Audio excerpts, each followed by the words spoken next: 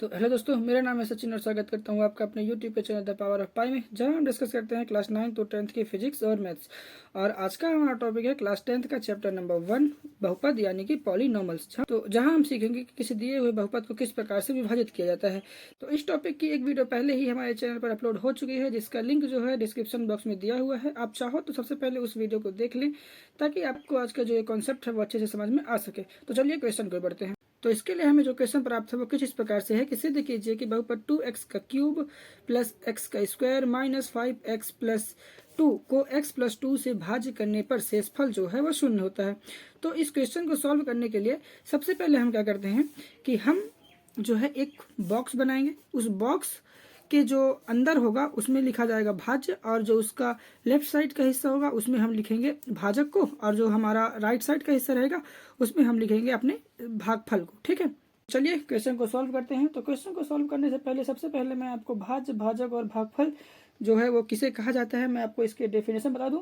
तो वह संख्या जिसे हम विभाजित करते हैं वो कहलाता है भाज्य, और वह संख्या जिसके द्वारा हम विभाजित करते हैं वो कहलाता है भाजक, और जो हमें परिणाम प्राप्त होता है वो हमारा कहलाता है भागफल। ठीक है, और जो शेष बचता है वो कहलाता है शेषफल। तो इस क्वेश्चन को सॉल्व करने का जो तरीका है वो बहुत ही आसान है। हमें क्या करना है कि हमें एक ऐसी संख्या ढूंढना है जिसका अगर हम x के साथ मल्टीप्लाई करें तो हमें जो है वो 2x का क्यूब प्राप्त हो जाए। ठीक है, तो वो संख्या कौन सी हो सकती है? तो वो संख्या होगी 2x का स्क्वायर। तो अगर हम इस 2x स्क्वायर का अपने x के साथ मल्टीप्लाई करते हैं तो हमें जो है प्राप्त हो जाता है 2x का क्यूब। ठीक है, और हम इस 2x स्क्वायर का करेंगे अपने प्लस 2 के साथ भी मल्टीप्लाई, तो जब हम इस 2x स्क्वायर का 2 के साथ मल्टीप्लाई करते हैं तो हमें प्राप्त होता है 4x का स्क्वायर। ठीक है, तो सबसे पहले हम क्या करेंगे कि इन दोनों को सॉल्व करने से पहले हम जो हमें प्राप्त हुआ है परिणाम 2x का क्यूब प्लस 4x का स्क्वायर, इसका करेंगे चिन्ह परिवर्तन। तो जो 2x का क्यूब है वो है हमारा प्लस में, तो ये हो जाएगा माइनस में, और ऐसे ही जो हमारा ये प्लस 4x का स्क्वायर है ये भी हो जाएगा हमारा माइनस में। ठीक है, तो जब अब आगे क्या होगा कि हमारा जो 2x का क्यूब है और ये 2x का क्यूब आपस में कैंसिल हो जाएगा, और जो प्लस x का स्क्वायर है वो माइनस 4x स्क्वायर के साथ घटकर हो जाएगा माइनस 3x का स्क्वायर, और जो हमारा ये माइनस 5x है वो जो है एज इट इज उतर जाएगा, और ये प्लस 2 भी। ठीक है, अब जो है हमें क्या करना है कि अब हमें एक ऐसी संख्या ढूंढना है जिसका अगर हम इस x के साथ मल्टीप्लाई करें तो हमें जो है वो माइनस 3x का स्क्वायर जो है वो प्राप्त हो जाए। तो वो संख्या कौन सी हो सकती है? वो संख्या हो सकती है माइनस 3x। ठीक है, तो अगर हम इस माइनस 3x का इस x के साथ करते हैं मल्टीप्लाई तो हमें जो है प्राप्त हो जाता है माइनस 3x का स्क्वायर।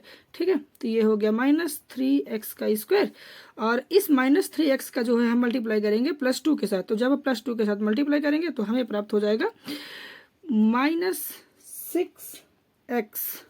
ठीक है, अब आगे सेम हम क्या करेंगे कि हमारा जो माइनस 3x स्क्वायर है और माइनस 6x है, सबसे पहले हम इसका चिन्ह परिवर्तित करेंगे। चिन्ह परिवर्तित करते समय आपको ध्यान रखना है कि जो हमारा अगर परिणाम माइनस में रहेगा तो वो हो जाएगा प्लस में, और अगर प्लस में रहता है तो वो हो जाता है माइनस में।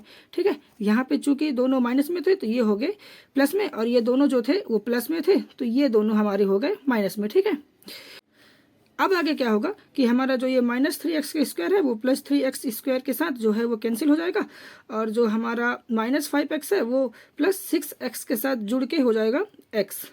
ठीक है, और चूंकि ये जो 6x था वो प्लस में था और जो 6x है वो 5x से बड़ा है, इसलिए हमारा जो चिन्ह होगा वो प्लस में जाएगा।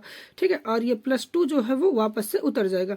अब हमें क्या करना है कि अब हमें एक ऐसी संख्या ढूंढनी है जिसका अगर हम x प्लस 2 के साथ मल्टीप्लाई करें तो हमें जो है वो x प्लस 2 प्राप्त हो जाए। तो वो संख्या कौन सी हो सकती है? वो संख्या होगी प्लस 1। ठीक है, तो अगर हम इस प्लस 1 का इस x प्लस 2 के साथ मल्टीप्लाई करते हैं तो हमें जो है प्राप्त हो जाता है x प्लस 2। तो चलिए गुणा करते हैं। जब हम इस 1 का करते हैं मल्टीप्लाई x प्लस 2 के साथ तो हमें प्राप्त होता है x प्लस 2। आगे हम सेम क्या करेंगे कि हमारा जो परिणाम है उसका करेंगे चिन्ह में परिवर्तन। तो जो x है वो लिखा जाएगा माइनस में, और जो प्लस 2 है वो लिखा जाएगा माइनस 2 के रूप में। यहाँ से जो है दोनों आपस में हो जाएंगे कैंसिल। ठीक है, और हमारा जो शेषफल प्राप्त होगा वो शेषफल होगा 0। ठीक है, हम यहाँ पर देख सकते हैं कि हमें जो परिणाम प्राप्त हुआ है वो है 0, जो कि क्वेश्चन में हमें सिद्ध करने के लिए कहा था।